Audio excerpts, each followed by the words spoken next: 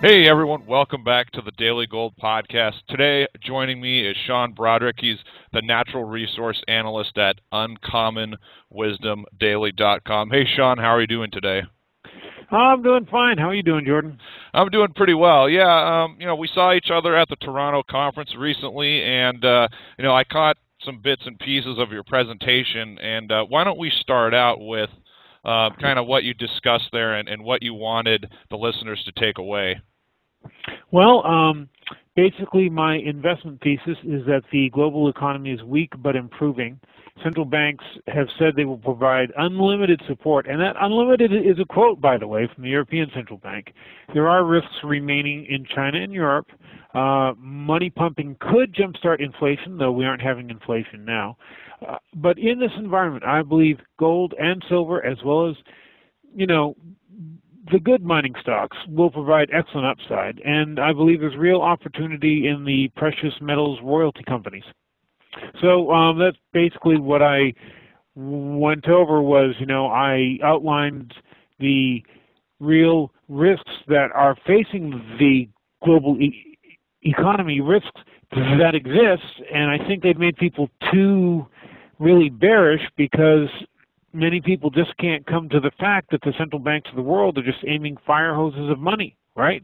And so my view is that, things will generally float higher on this flood of liquidity, and that's pretty good for the precious metals area, despite the fact that everyone feels like things are about to fall apart. And I understand that feeling completely, and I work with people who are making big bets on that. I just happen to be on the opposite side of those. Well, I myself would lean towards your views. There's a couple things there a couple things I could follow up with you. I mean, you mentioned the royalty companies and also the central banks. Why don't we start with the central banks? Sean, I might be crazy, but just when I look at the amount of debt that we've taken on the last 4 or 5 years, and then the amount that has to be refinanced over the next couple of years, I mean, is there any way that central banks cannot go through these monetization programs? I mean, it's my view that they kind of announce permanent QE because if you look at the debt that's coming due, I mean, is there anything else they could do, or am I totally wrong? Sure, they could go on to ambitious infrastructure programs like China's doing. I mean, that's one thing they're having over in China, along with more easing, more liquidity from the central bank. They're having big build-ups of all kinds of infrastructure, and we could see that in the U.S. In fact, I think we will see that after the elections. Right now, the Republicans do not want to give President Obama credit for one job created, so they have in fact held the line on any infrastructure spending, even though we need it badly. So I think we will see more of that, but that also would be inflationary just in a different way. I believe what happened is the U.S. Central Bank saw that Congress is not willing to do anything, and they said, if you're not going to do anything, we will do something. And they're doing what many members of Congress hate, which is pumping money. And so Congress will be faced with a choice after the election: either continue to do nothing, in which case the Fed will continue to pump money from here to kingdom come, or else actually get off their hands and put together a jobs program that actually rebuilds all the bridges and stuff that are falling down. And I think that is the choice they will make. Now, that will change the market somewhat when that happens, if it happens. This is only a prediction. It's not set in stone. But in the meantime, we are having money printing fiesta, and even when they change things, which I believe they will, that still won't change the fact that there's going to be a lot more liquidity in the system. There will be more people with money and stuff like that. So I am pretty bullish that area too. The only thing that could happen to change my views is if the global economy derails. And if that happens, then I would have to change my view quite a bit. I think that would not be good for the price of gold, because when the you-know-what hits the fan, people sell what they can, and what they can sell is gold, and so that would probably drive the price of gold down. But it seems that our problems are being managed, even if not managed the way we would prefer. And so it seems we are at less risk of a crisis than we were, just a few years ago. And so I think we'll continue to stagger along, and in the meantime, they'll keep putting more and more liquidity in there, hoping things catch fire. And one thing that could catch fire is the price of gold and silver. Now, getting back to gold and silver, you mentioned the royalty companies before, and you don't have to mention anything specifically.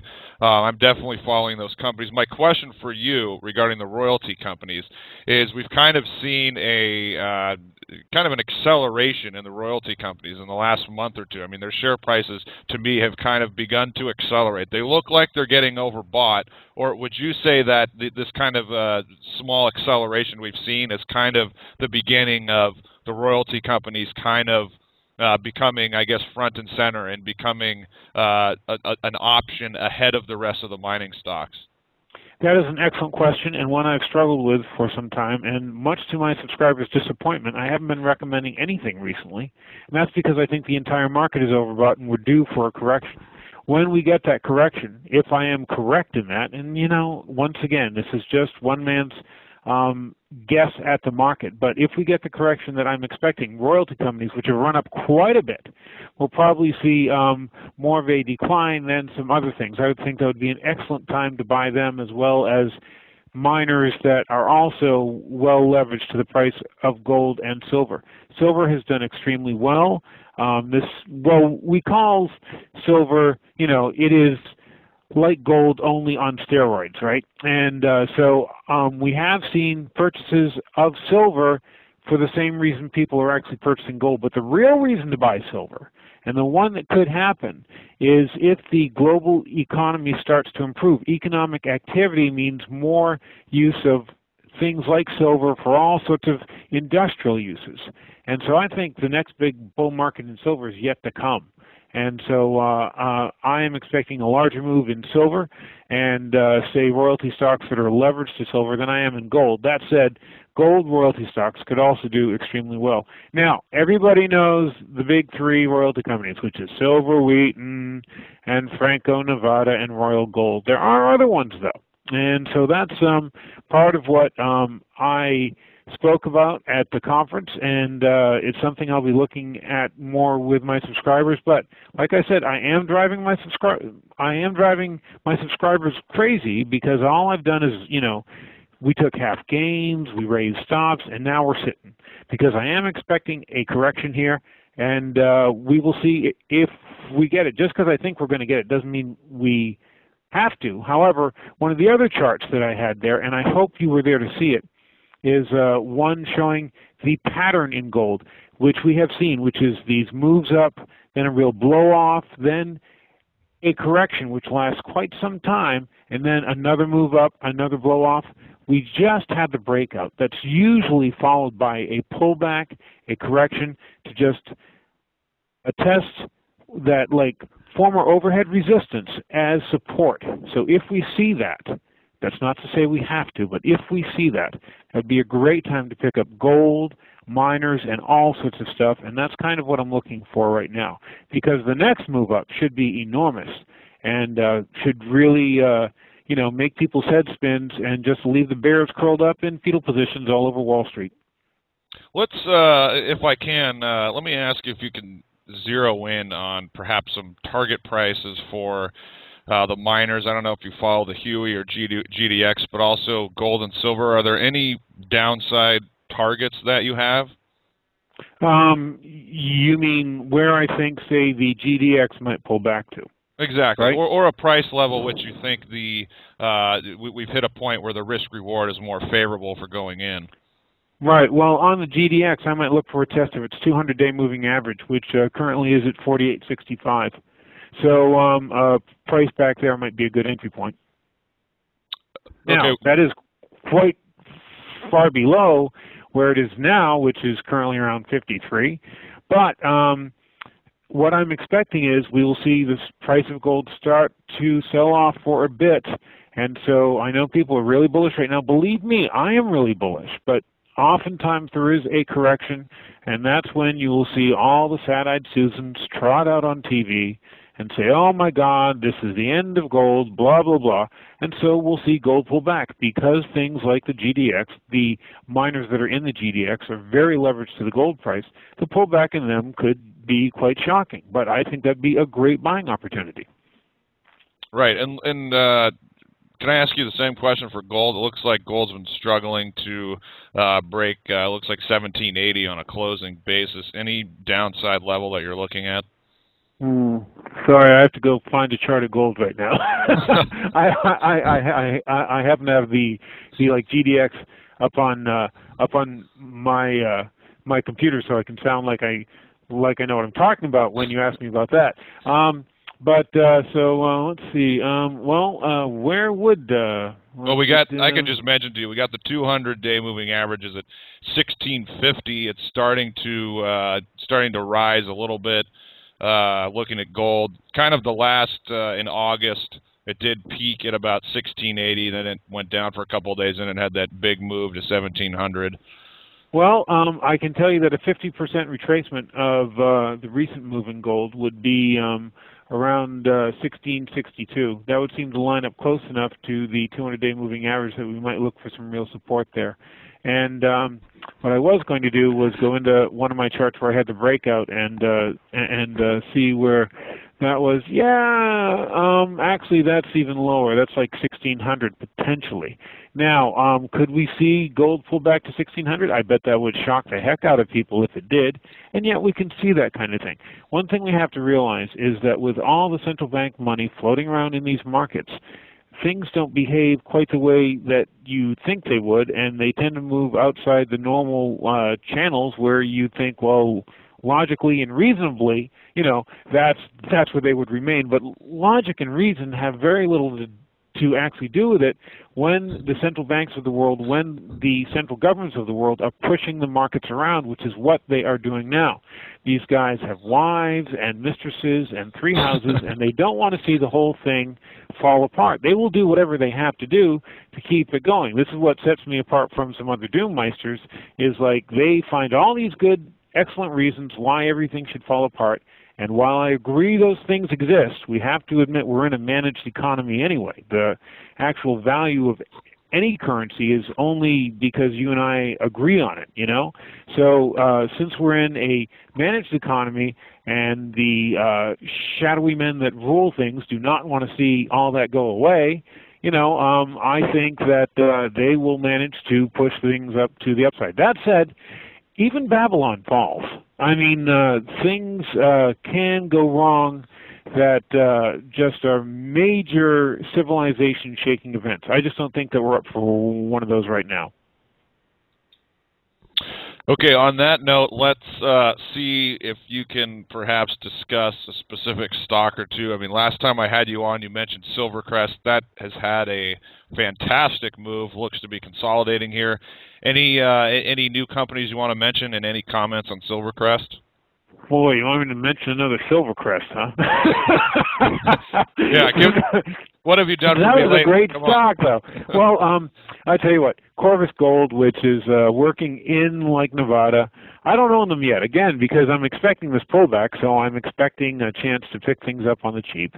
And so they have a project which they are advancing at a rapid pace in Nevada. They also have great potential with all these properties up in Alaska. You and I were on that tour, and that's one that's on my hot list of ones that I will be picking up in the pullback that I'm hoping to get. Then again, there doesn't have to be a pullback, and I hope people are understanding this. Just because I say that I'm expecting it and that's how I'm playing it, that doesn't mean it has to happen. So if I get the pullback that I'm looking for, Corvus Gold will be one that I'm picking up. I'll be picking up more of the royalty companies, just because I think that, let's say, Sandstorm Gold, for example, which was started by the CFO of Silver Wheaton. I think it's a baby Silver Wheaton in the making. Now, should you buy Silver Wheaton? Should you buy Sandstorm? It really depends on what your own investment risk-reward profile looks like in your own financial picture, and don't buy something just because someone on the radio says he likes it. So, but if you want 2 picks, Sandstorm Gold for the royalty companies, and then Corvus Gold for the actual companies that should have a mine working sooner rather than later. Those are the 2 that I would go with. All right. Now, before we close, Sean, anything else you want to mention that we didn't touch on? No, that pretty much covers it. Just that you can see that I'm bullish. However, I do expect we'll have more bad news. I don't think we've seen the end of the bad news in China, for example. I think we'll see more bad news out of there. And that kind of bad news are the things where we'll see these ripped lower in the market. And those are the times when I'm going to move in to buy. Other people can head for cover, and I wouldn't blame them at all. It's a scary market, and I understand that completely.